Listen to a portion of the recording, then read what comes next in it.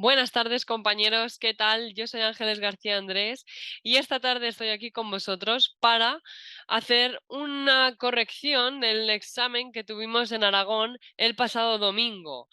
Un examen que no ha dejado indiferente a nadie, que me ha parecido personalmente bastante complicado.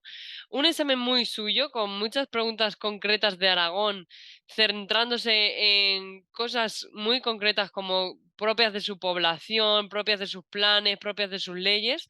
Y bueno, un examen que creo que es un examen bonito de hacer. Creo que es un examen que deberíais hacer todos los que os estáis preparando oposiciones porque os viene bien, aunque penséis que no tiene que ver con la vuestra. Siempre hay cosas que tienen que ver y al final, aunque nos pregunten de la calidad de vida de Aragón, la calidad de vida de Aragón es la misma de la calidad de vida de Canarias, entonces, o de Baleares, o de Valencia, o de Castilla-La Mancha. Entonces, tenemos que ser conscientes de esto y tenemos que hacer exámenes porque muchas veces las preguntas se repiten. En este examen ha habido bastantes preguntas repetidas y eso es algo que tenemos que tener en cuenta y coger a nuestro favor. Bien. Bueno, vamos a empezar. Vamos a ver unas 14, 15 preguntitas aquí en la clase y espero que os sea ameno, espero que os gusten las preguntas y que os sean prácticas sobre todo para vuestro futuro, como en otros exámenes que tengáis que hacer o en futuros simulacros, ¿vale? Bien, vamos a empezar. La primera pregunta dice así. Conforme al artículo 81 de la Constitución española, la aprobación, modificación o derogación de leyes orgánicas exige mayoría de 2/3 del Congreso, mayoría de 3/5 del Congreso, mayoría simple del Congreso o mayoría absoluta del Congreso. Bien, aquí yo os quiero hacer pensar un poco en los artículos que tiene la Constitución. Y ya sabéis que hay unos artículos que se consideran de leyes fundamentales y otros que se consideran de leyes no fundamentales o más generales. Las leyes fundamentales están desarrolladas con, o sea, perdón, los derechos fundamentales están desarrollados con leyes que son orgánicas, ¿vale? Y para que os hagáis una idea, esas leyes orgánicas son como el papa para la iglesia, son lo máximo, no se mueven de cualquier manera. Así que siempre que veáis que cómo se va a actuar ante una ley orgánica, con lo máximo. Y en este caso, ¿qué sería lo máximo? Mayoría absoluta del Congreso. Esa sería la respuesta correcta en este caso. Las leyes orgánicas son mucho más que las leyes normales, que el resto de leyes, ¿vale? Entonces, cuando veáis una ley orgánica, es una ley que no te puedes saltar sin tener unas consecuencias súper graves, es una ley que va acompañada de un derecho súper importante, así que pensar que siempre va con lo importante, así que irá con una mayoría absoluta. Bien, vamos a seguir. Me dice, si se valora un paciente que se encuentra en atención domiciliaria mediante el índice de CAD, ¿qué se evalúa? Su riesgo de úlceras por presión, su capacidad para realizar las actividades de la vida básica diaria, su capacidad cognitiva o su grado de depresión. Bien, directamente no podemos eliminar ninguna, porque directamente es un poco complicado. Sí que podemos pensar y ver por dónde va la cosa, pero yo lo que os diría es que penséis en cuáles valoran las capacidades funcionales. Las capacidades funcionales se valoran con el Bartel, ojo, Bartel, no Barber. El Bartel mide las actividades básicas de la vida diaria. El Barber, la fragilidad. El CAZ también es funcional, mide las actividades básicas de la vida diaria. Y el Lawton y Brodien, que mida las actividades instrumentales de la vida diaria. Acordaros, Lawton y actividades I latina, Y, pero son I. Bien, por lo tanto, serían las actividades básicas de la vida diaria.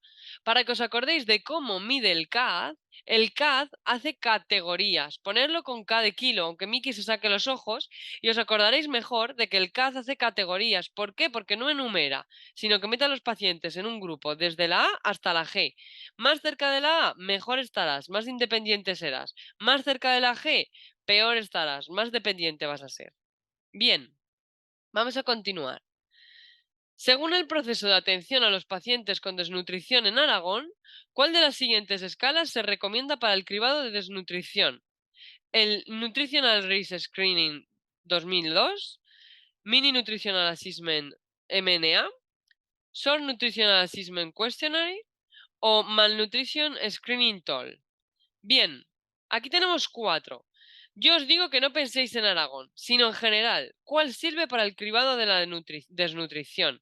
Pues el que sirve para el cribado es el MNA, porque el MNA tiene dos tipos, son como dos test. Tiene un primer test, aquí lo tenéis, que hace un cribado de 6, perdón porque se vea tan mal la imagen, pero no he encontrado una que se viera bien, pero tenemos como un cribado, un screening que tiene 6 parámetros y luego tiene lo que llaman assessment, que es como el manejo, el diagnóstico de la patología, que tenemos 12 escalones más, ¿vale? Entonces el MNA es el que primero hace un cribado y luego llega a la conclusión.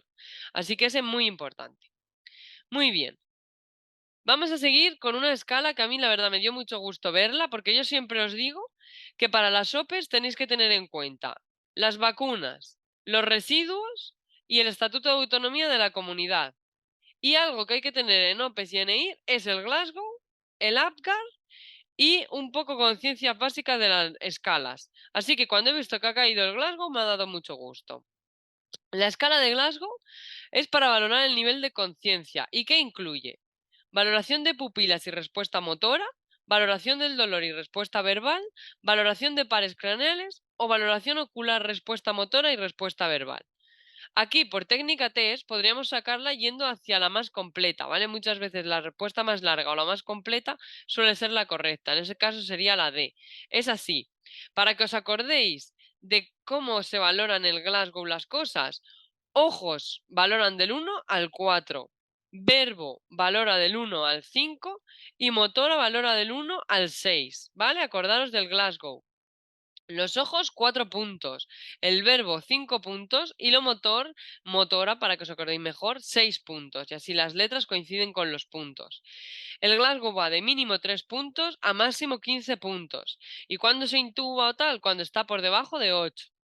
Bien, la escala de Glasgow, aquí os dejo esta infografía que me parece bastante ilustrativa, de los ojos del 1 al 4, si no respondes dolor, orden verbal o espontánea, cuantos más puntos mejor estará el paciente, la verbal, orientado, desorientado, inapropiado, incomprensible o ninguna, y la motora, obedece órdenes, localiza, retira, flexiona, extiende o ninguna.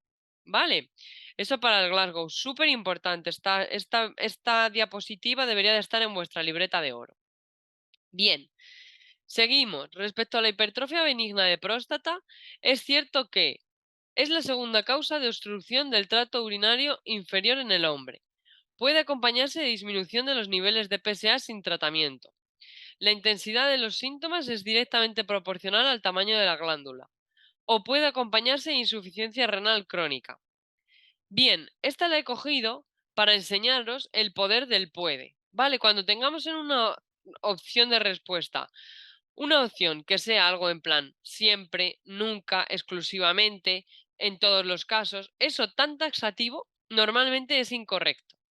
¿Vale? Normalmente digo porque muchas veces los tribunales ya saben que la gente lo sabe y preguntan algo que siempre es correcto, pero normalmente suele ser incorrecto, tenemos que dudar. Sin embargo, cuando veamos un puede o un debe, eso tiene que abrirnos los ojos de par en par, porque probablemente esté ahí la correcta. Aquí yo miro la opción A y digo, ¿podría ser o no? No lo sé, tengo dudas.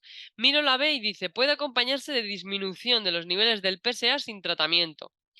Pues sin tratamiento no creo que disminuyan, esto es como el colesterol, más bien subirán, así que esa la puedo descartar. La C dice, la intensidad de los síntomas es directamente proporcional al tamaño de la glándula. Pues depende de cuál sea el síntoma. Si tiene un síntoma que tiene que ver con que la glándula sea muy pequeña, pues probablemente esto no sea cierto, así que dudo. Y la D me dice, puede acompañarse de insuficiencia renal crónica.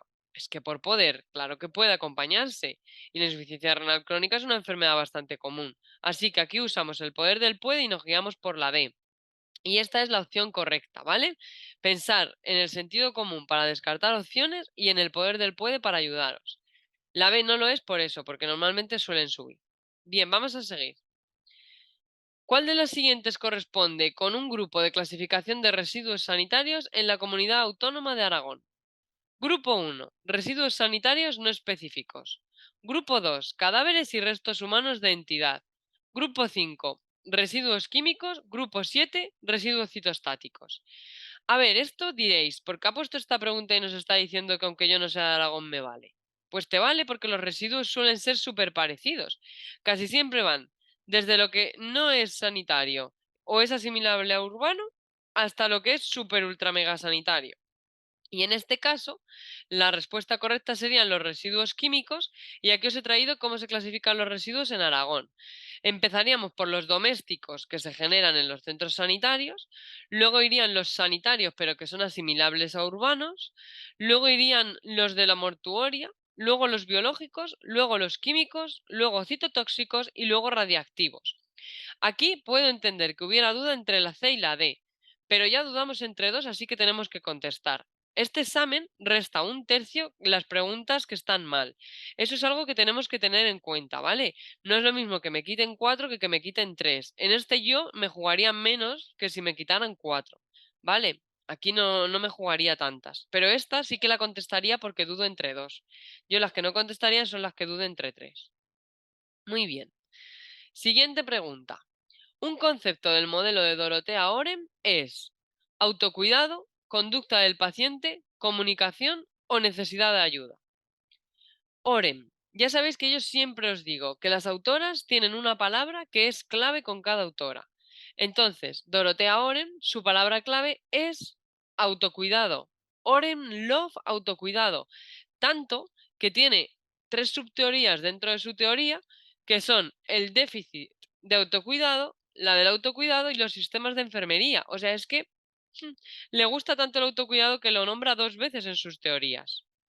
Bien, y ahora os voy a dejar aquí una tablita para que tengáis todo lo importante de las autoras, ¿vale? Recordad, de Florence Nightingale, la naturaleza. Es una mujer que le encanta que todo sea natural, que todo fluya, que la gente se recupera porque los ponemos en las mejores condiciones, etcétera. Es la madre de la enfermería. Dorothea Oren, autocuidado. Virginia Henderson, independencia. Dorothy Johnson, conducta. Recordar la conducta de lavarme el pelo con el champú Johnson. Martha Rogers, todos fumando unidos. La de la pandimensionalidad, el ser humano unitario. Pepló, interpersonal. Y Leininger, la cultura. Y me ha faltado Callista Roy con la adaptación, ¿vale? Acordaros también. O te adaptas o te callas, Sor Callista Roy. Muy bien. Vamos a seguir. Dice, ¿cuál de las siguientes no es una escala de valoración de lesiones por presión? ¿La escala de Waterloo, la escala de Arnell, la escala Nova 5 o la Plutchik? Esta pregunta, cuando la he visto, me ha encantado. ¿Por qué? Porque la vimos en la clase de los simulacros la semana pasada y había gente que iba al examen de Aragón, así que espero que no cayesen. No vimos esta pregunta concreta, pero vimos que la escala Plutchik es una escala de valoración del suicidio. Y para que no os olvidéis, acordaros de que chick en inglés es pollito y que el pollito tiene ganas de suicidarse con una soga, con un coche que le va a atropellar, tirándose por un tren, como queráis. Pero el pollito chick va a hacer put y se va a morir. Put chick. Se va a morir, lo siento por él, pero nos tenemos que acordar de que la Plutchik es para el suicidio, ¿vale? Muy bien. Las otras 3 sí que valoran las lesiones por presión. Muy bien, vamos a seguir con los drenajes. Dice, ¿qué tipo de drenaje no corresponde con un drenaje pasivo? ¿El Penrose, la sonda Foley, el Hemovac o la gasa o venda orillada? Bien, importante. Ahora vamos a ver los pasivos y los activos, pero sobre todo yo quiero que penséis que los activos, la clave es que o tienen nombres de personas o contienen la palabra back en su nombre. Back de vacío. Aquí vemos Hemovac y a mí se me van los ojos porque el Hemovac es la respuesta correcta. Ahí se me ha olvidado marcarlo, pero el Hemovac es la respuesta correcta, ¿vale? Y aquí los tenéis. Drenajes activos. Jackson Pratt, Saratoga, Abramson, nombres propios. El Redón, muy famoso, el Pleurevac y el Hemovac. Y drenajes pasivos. La gasa, el Penrose, el cigarrillo, el tejadillo, el dedo en guante, el tubo de Kerr y el cistocaz. ¿Vale? Así no os olvidáis. Los que tienen nombres de personas o tienen back en el nombre son los activos. Muy bien. Seguimos.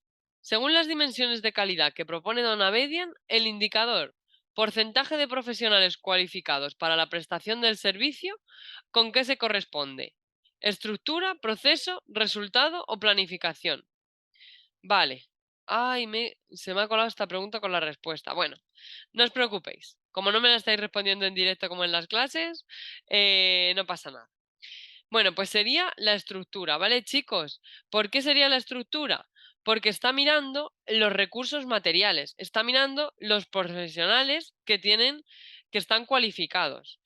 Recordar, Abedis Donabedian es el padre de la calidad y dice que la calidad se divide en estructura, que son recursos materiales y humanos, proceso, que es la acción en sí, y resultado, los resultados que hemos conseguido con esa acción.